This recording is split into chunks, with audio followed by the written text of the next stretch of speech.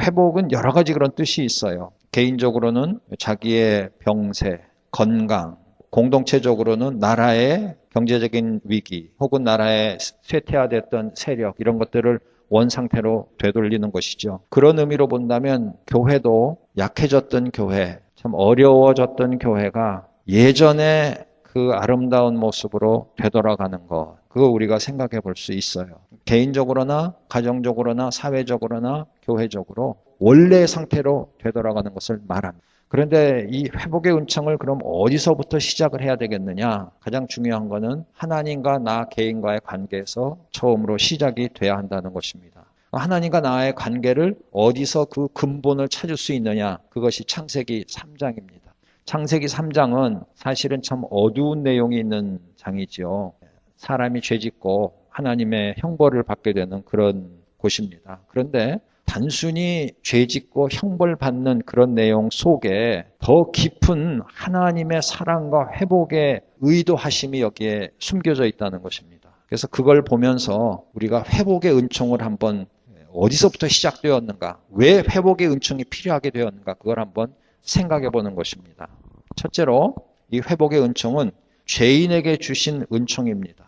원래 인간은 죄인이 아니었습니다. 우리가 아는 대로 아담과 하와는 정말 생령이잖아요. 생령이 되어서 하나님을 대신해서 만물을 다스리는, 그리고 생육하고 번성하고 충만한 그런 축복을 받은 사람입니다. 하나님의 형상대로 지어진 거룩한 존재였습니다. 그리고 세상의 모든 것을 하나님이 다 주셨어요. 짐승 이름도 마음대로 지을 수 있게 해주셨어요. 딱 한 가지, 에덴 동산에 있는 선과 악을 알게 하는 나무, 그거 하나만 따먹지 말라고 그랬습니다.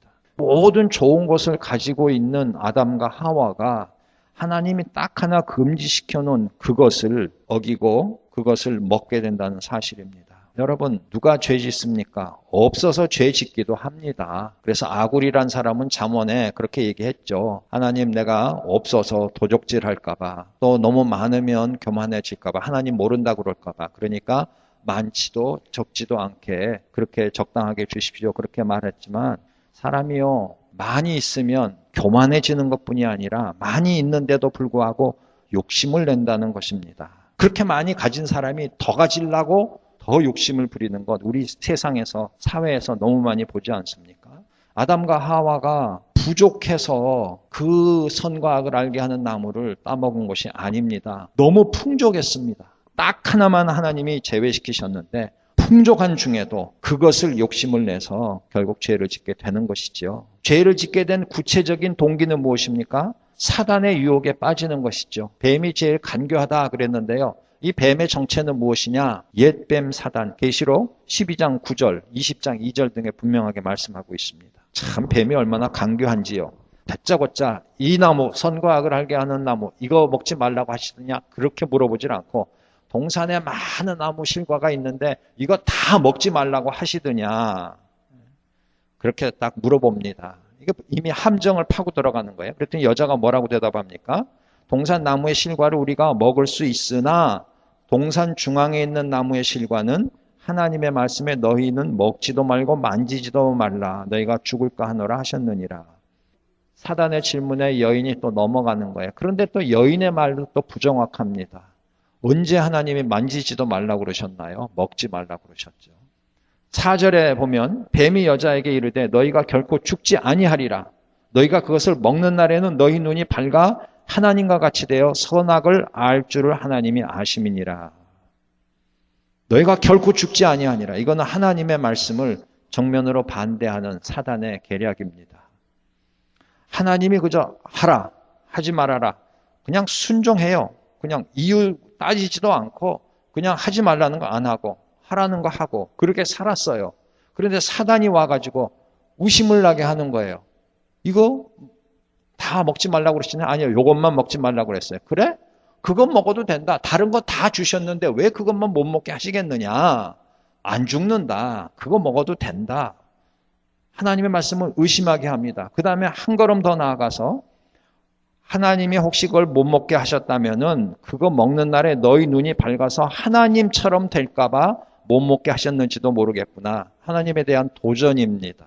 너희들이 이거 먹으면 하나님처럼 될 수 있다. 또 욕심을 유발시키는 것이죠.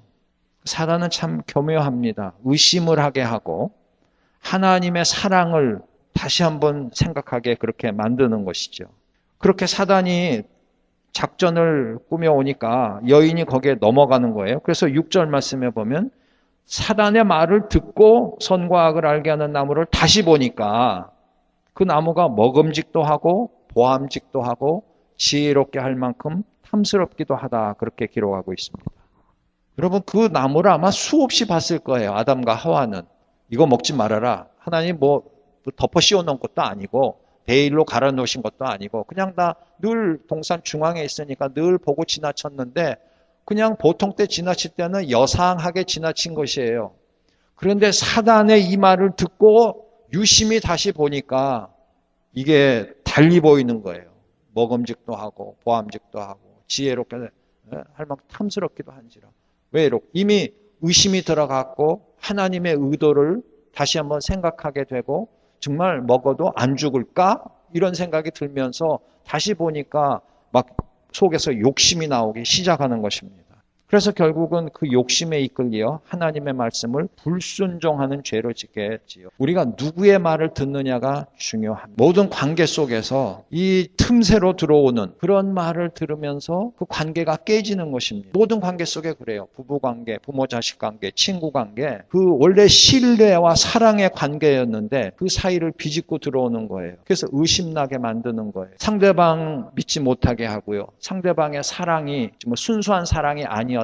어쩌면 너를 경계하는 것이고 너로 하여금 좋은 것을 가지지 못하게 하는 것이다. 그런 의심을 하게 하는 거예요. 그런 마음이 들기 시작하면서 자기 마음속에 욕심이 생기는 것입니다. 불평이 생기고요. 원망이 생기고요. 내가 저걸 먹으면 더 잘 될 수 있겠다. 그런 생각도 생기고요. 그래가지고 결국은 관계가 깨지고 죄를 짓게 되는 것입니다. 여러분 이건 정말 우리가 조심해야 하는 것입니다. 누구의 말을 듣느냐가 중요합니다. 하나님은 어떤 분이십니까? 자기들을 만들어주셨고 모든 것을 다 주신 분이에요. 한 가지만 빼놓고. 그런데 자기에게 모든 것을 주지도 않고 자기를 지으지도 아니한 사단의 말을 듣고 모든 것을 주신 그 은혜의 하나님, 축복의 하나님을 의심하게 된 것입니다. 그래서 욕심이 또 생기고요. 그래서 결국은 돌이킬 수 없는 죄를 짓게 됩니다. 그런 자에게 하나님은 이제 그들에게 은총을 주십니다. 어떻게 주십니까? 첫째는 하나님이 찾으십니다. 이들이 이제 그 선과 악을 알게 하는 나무의 열매를 따먹고는 자기들이 벗은 줄 알았어요. 눈이 밝아졌어요. 무화과 나무 잎을 엮어서 치마를 만들었어요. 근데 선을 할 때 동산에 하나님의 거니시는 소리가 들리는 거예요. 그들이 하나님이 자기의 벗은 몸을 볼까봐 부끄러워가지고 나무 사이에 숨어버렸습니다. 하나님께서 9절 말씀해 보니까 아담을 부르십니다. 하나님이 진짜 어디 있는지 몰라서 부르시겠습니까? 아니죠. 아시면서도 내가 어디 있느냐 그렇게 9절 말씀에 하나님이 부르십니다. 아담이 뭐라고 대답합니까? 내가 벗었으므로 두려워하여 숨었나이다 그렇게 말합니다. 하나님이 누가 널 보고 벗었다고 하더냐? 내가 먹지 말라고 한 그 나무 열매 먹었느냐? 그렇게 말씀하시죠. 여러분 하나님은 찾아다니시는 하나님이에요. 죄인들이 하나님을 피해서 숨어 있을 때 하나님은 부르시고 찾아가시는 분이세요. 사람이 참 죄 지으면 양심이라는 게 있어가지고요. 죄 짓고는 그 사람을 똑바로 볼 수가 없는 거예요. 자꾸 피하게 되는 것이죠. 아담과 하와도 마찬가지예요. 하나님은 그런데 굳이 그런 사람을 찾아갑니다. 하나님이 에덴 동산에서는 직접 아담과 하와를 찾으셨는데 신약에 와서는 하나님께서 독생자를 말씀이 육신이 되게 하셔서 세상에 보내셔서 병든 자, 가난한 자, 눌린 자, 억울한 자를 찾게 하시고 그들을 부르셔서 하나님의 은총을 전하게 하셨다는 겁니다. 창세로부터 하나님은 죄인을 찾으십니다. 찾으러 다니십니다. 아담이 나와서 대화를 하면서 왜 그걸 먹었느냐 물어보십니다. 찾아서 뭘 하시려고 물어보셨을까요? 그들의 죄를 밝히는 것입니다. 왜? 치료해 주시기 위해서 그들의 죄를 밝히는 것입니다. 하나님이 물어보십니다. 그걸 먹었느냐? 아담이 뭐라 그럽니까? 12절 말씀에 하나님이 주셔서 나와 함께 하게 하신 여자, 그 여자가 주어서 먹었습니다. 참 아담이 하나님이 물어보셨을 때 그거 먹었느냐 했을 때 탁 엎어져가지고 하나님 잘못했습니다. 제가 그거 먹는 게 아닌데 그만 내 욕심이 그냥 가려가지고 내가 이렇게 먹었습니다. 이렇게 자복을 했으면 될 텐데 핑계대는 거예요. 하나님이 만들어주신 그 여자가 그 여자 때문에 내가 먹었습니다. 괜히 그 여자 만들어주셔가지고 나 죄짓게 하셨어요. 은근히 자기 아내를 탓할 뿐 아니라 은근히 하나님에게까지 책임을 전가하는 그런 아주 못된 마음이에요. 하나님이 그 당장은 책망 안 하시죠? 그 다음에 여자에게 물어보십니다. 여자에게 물어보시니까 또 여자는 뭐라 그럽니까? 13절에 뱀이 나를 꿰물어 내가 먹었나이다. 사실이지만 이때도 이 하와도 그냥 팍 엎드러져서 잘못했습니다.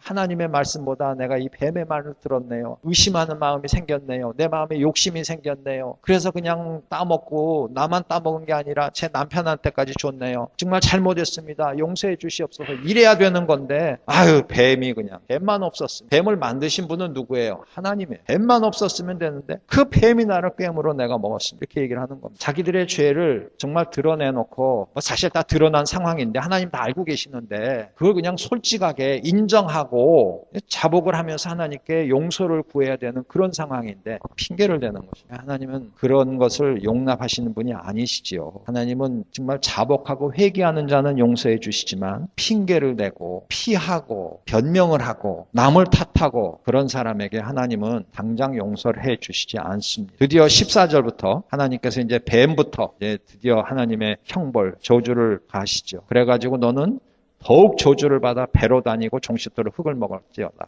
그리고 이제 여자의 후손, 뱀의 후손 얘기를 합니다. 그리고 여자에게는 내게 잉태하는 고통을 더한다. 그리고 수고하고 자식을 낳을 것이며 남편을 사모하고 남편은 놈을 다스릴 것이다. 남자에겐 뭐라 그럽니까? 너더러 먹지 말라 한 나무 실과를 먹었은즉 땅은 너로 인하여 저주를 받고 너는 종신토록 수고하여야 그 소산을 먹으리라.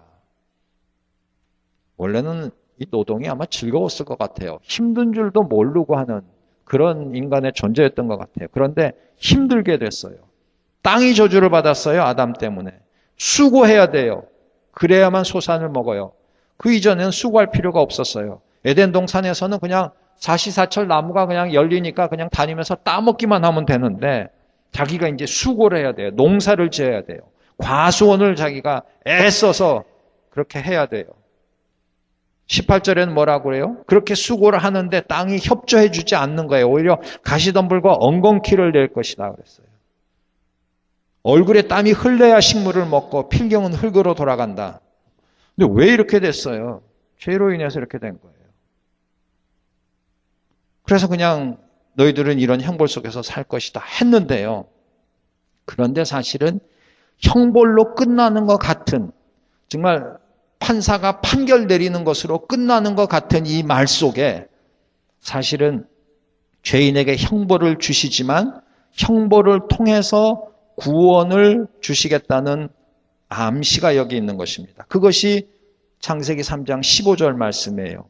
내가 너로 여자와 원수가 되게 하고 너희 후손도 여자의 후손과 원수가 되게 하리니 여자의 후손은 내 머리를 상하게 할 것이요 너는 그의 발꿈치를 상하게 할 것이니라. 여자의 후손과 뱀의 후손. 뱀은 사단으로 간주하면 결국 사단과 여인의 후손으로 오신 예수 그리스도가 십자가에서 죽으실 것이고 십자가에 죽으시지만 사흘 만에 부활하셔서 사망의 권세를 깨뜨리실 것을 미리 예언하고 있다. 여기서 여인의 후손, 사단의 후손 머리를 깨뜨릴 것이다. 다시 말하면 사단의 머리를 깨뜨릴 것이다. 사단의 최고의 권세인 사망의 권세를 깨뜨릴 것이다. 그렇게 여기서 예고해 주시는 것이죠. 그 형벌을 받은 여인이고 형벌의 방법으로 해산의 수고를 해야 되지만 해산의 수고를 통해서 낳은 후손 중에서 결국은 사단의 모든 세력을 깨뜨리고 죄인들을 구원해 주실 메시아가 오실 것임을 여기서 미리 가르쳐주고 있는 것이죠. 그래서 이 속에 형벌로 끝나는 게 아니라 하나님이 회복시켜 주시고자 하시는 의도와 하나님이 주시고자 하시는 은총이 이 안에 포함되어 있다는 것입니다.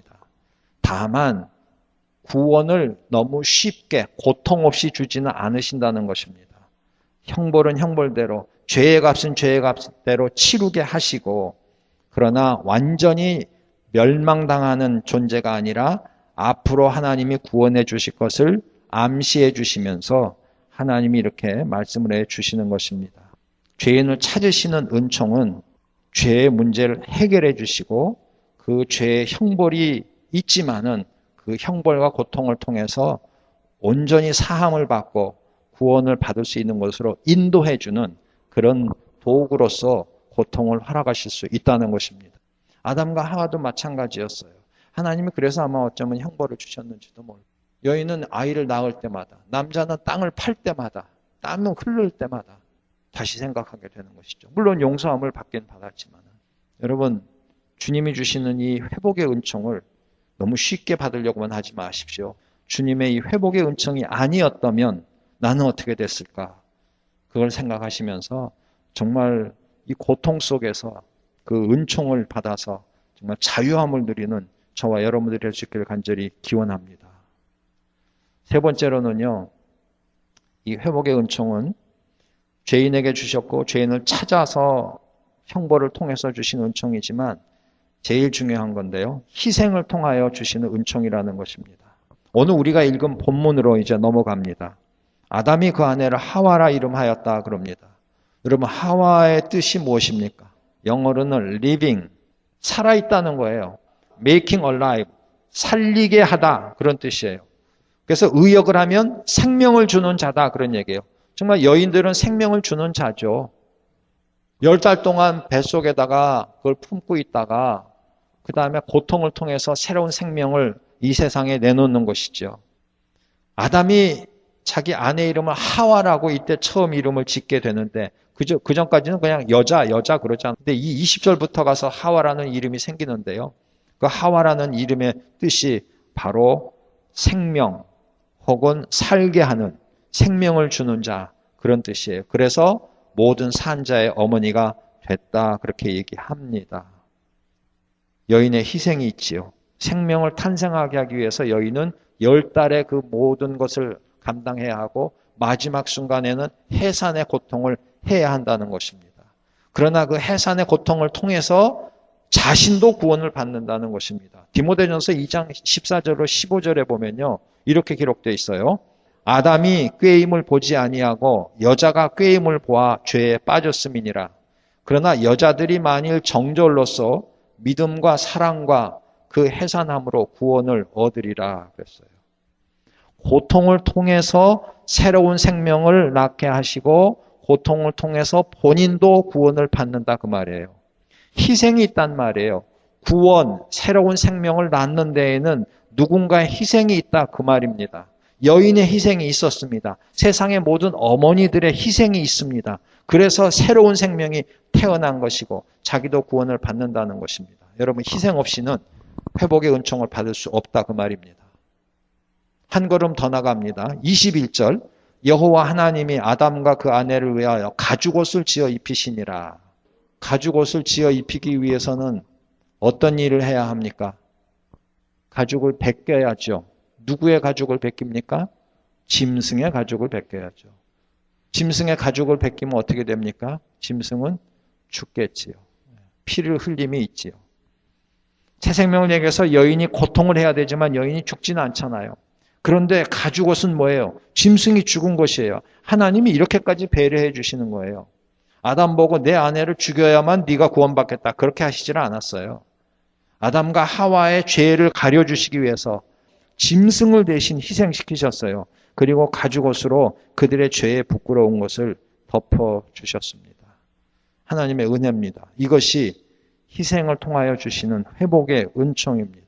캄보디아 빈민촌에 가서 사역하시는 김연희 선교사님이라는 여자분이 계십니다. 그분은 이제 빈민촌에 가서 어린이들과 청소년들을 이렇게 살펴주는데 특별히 이제 씻겨주는 모양이에요. 갔더니 애들이 도무지 씻지도 않고 그래가지고 손도 엉망이고 하여튼 피부도 엉망이고 그런가 봐요. 비누를 줬더니 애들이 비누를 가지고 장난을 하는, 비누를 잘 보지도 못한 그런 아이들이었나 봐요. 그래서 비누로 다 씻겨주고 또 손톱 밑에 그냥 때가 까맣게 끼어서 그 손톱도 다 깎아주고 밥도 해주고 하는데 그렇게 사역을 하다가 그 보드라운 자기 손이 아토피성 생겨가지고 자기 손이고 뭐고 피부가 엉망이 됐다는 것이죠. 그래도 그 아이들을, 그 더러운 아이들 데려다 씻기고 깎아주고 하면서 깨끗하게 된 아이들 보고 지네들도 신기해하고 이 선교사님도 아주 기뻐하는데, 그 아이들 그렇게 씻겨주고 손톱 깎아주고 하다가 이런 생각이 들었다는 거죠. 하나님도 나를 바라보실 때 얼마나 깨끗이 닦아주고 싶어 하실까. 육신적으로는 그 아이들 보면서 자기는 나는 깨끗하고 그 사람 더럽다고 보지만, 하나님 앞에 볼 때 죄인으로서의 내 모습은 그들과 비슷하지 않아. 내가 그들 그 더러운 걸 씻겨주고 깎아주고 해서 깨끗하게 하면 기쁘잖아요. 예? 그런 거 느낀 것처럼 나의 이 더럽고 추한, 영적으로 볼 때 내 손톱에 때가 가득한데 육적으로 나는 깨끗하다고 그러고 있는 것이죠. 모르고 있는. 하나님 보시기에 나를 얼마나 깨끗이 닦아주고 싶어 하실까 생각했다는 것입니다. 여러분, 이 하나님, 창세기 3장에 나온 하나님, 바로 그런 하나님이세요. 아담과 하와가 죄짓고 나뭇잎으로 가리고 숨어있는 그 모습을 보면서 괘씸하기도 하지만, 그래서 형벌을 가하시기도 하시지만 측은하게 생각이 되시는 거죠. 하나님의 긍휼이고 자비와 사랑이죠. 야, 그게 뭐냐? 그 나무떼기로 가려지기나 하냐? 나무 또 금방 시들어버리면 어떡할 거예요? 하나님께서 짐승을 잡아서 가죽을 벗겨서 가죽옷을 만드셔서 가죽옷을 입혀주신, 너희 부끄러운 것을 가려라. 죄의 수치스러운 부분을 가려라. 하나님은 우리가 깨끗하게 되기를 원하시는 분. 깨끗하게 해주시기 위해서 짐승이 아니라 어떻게 해요? 아들을 잡으셨어요. 아들을 십자가에서 죽게 하시고 그 보혈로 우리를 깨끗하게 해주시고 우리의 수치를 가려주시는 것. 여러분이 회복의 은총은 이와 같이 희생이 있는 것입니다. 희생. 다니엘 김이라는 선교사님이 계십니다. 이분의 아버지는 아마 일본에서 살았나 봐요. 야쿠자였답니다. 근데 야쿠자인데 야쿠자 생활하다가 감옥서 들어갔나 보죠. 일본에서 구치소 생활을 하고 계셨습니다. 어머니는 아마 믿는 분이셨나 봐요. 그런데 감옥에서 감옥 생활하고 있는데 어느 날 어머니가 보낸 편지를 아버지가 읽고 있다가 갑자기 복음이 깨달아지는 체험을 하셨다는 겁니다. 그 전까지는 하나님이 진짜 계실까 하는 의문이 있었는데, 그날은 아내의 편지를 읽다가 어느새 하나님이 믿어지더라는 것입니다. 그리고 하나님 왜 나를 사랑하십니까? 왜 나 같은 죄인을 용서하십니까? 라는 생각이 들었다고 합니다. 그날 그 아버지는 감옥 속에서 가슴을 치며 주님을 뜨겁게 경험하게 되었다고 합니다. 아버지는 자신이 죄인이라는 생각이 들자 하나님 앞에 옷을 입고 있는 것도 죄송해서 옷을 다 벗고 무릎을 꿇고 기도하려고 했습니다. 그런데 나 같은 죄인은 무릎 꿇을 자격도 없다라는 생각이 들어서 밤새도록 서 있었다고 합니다. 하룻밤 동안 그렇게 주님을 경험하고 다음날 새벽 아버지 입에서 이런 고백이 터져 나왔다고 합니다. 주님, 제가 많이 용서받았으니 많이 사랑해 드리겠습니다. 여러분 이거 생각해 보십시오. 죄 용서함 받은 그 감격이 얼마나 크면 옷을 다 벗어, 아담의 상태로 돌아간 옷을 다 벗고 무릎을 꿇으려다가 나 같은 존재는 무릎 꿇을 자격도 없다. 서서 벌 받는 거죠. 옷을 벗은 채로 감방 속에서 남들이 보면 미쳤다고 그러겠죠. 그래서 하룻밤을 지낸 거예요, 이분이. 그리고 어머니의 기도대로 아버지는 장로님이 되셨어요. 그리고 후쿠오카에 있는 교회를 개척하시고, 그리고 은퇴하신 지금도 하루를 기도와 말씀으로 시작하고 끝마치신다고 합니다. 그리고 이 다니엘 김은 선교사가 되었고, 다니엘 김의 동생은 지금 풀러 신학교에서 설교학 박사 과정을 공부하고 있다고 합니다. 아버지를 변화시킨 복음은 온 가족에게 새로운 소망이 되었다. 예수 그리스도가 없는 삶은 죽은 삶이다. 마치 암흑 속에 있는 것과 같다. 그분의 은혜만이 우리를 소생시키시고 온전한 삶을 살 수 있게. 우리 너무 값싼 복음, 너무 편하게 믿으려고. 여러분, 죄 용서함 받았다는, 주님 앞에 설 수 없는 자, 부끄러워서 숨어야만 하는 자들이 회복의 은총을 받았다는 거, 이건 감격입니다. 우리가 이 다니엘 김의 아버지처럼, 그 장로님처럼, 김 장로님처럼 되지는 못할지, 여러분 우리는 너무 뻔뻔한 거 아닐지 모르겠습니다. 이 구원 그렇게 값싼 구원 아닙니다. 하나님의 아들 독생자의 보혈로 이루어진 구원입니다. 주홍같이 붉은 죄가 눈같이 희게 된 것입니다. 여러분이 정말 그런 감격을 가지고 계시다면 주님께 나아오실 때에 정말 이분처럼 이렇게 나오지는 않더라도 감사와 겸손과 은혜 충만한 모습이 될 줄로 믿습니다. 이제 금년 1년 동안 이 회복의 은총을 체험합시다. 다시 체험합시다. 그리고 회복의 은총을 전하는 저와 여러분들이 되시기를 기원합니다.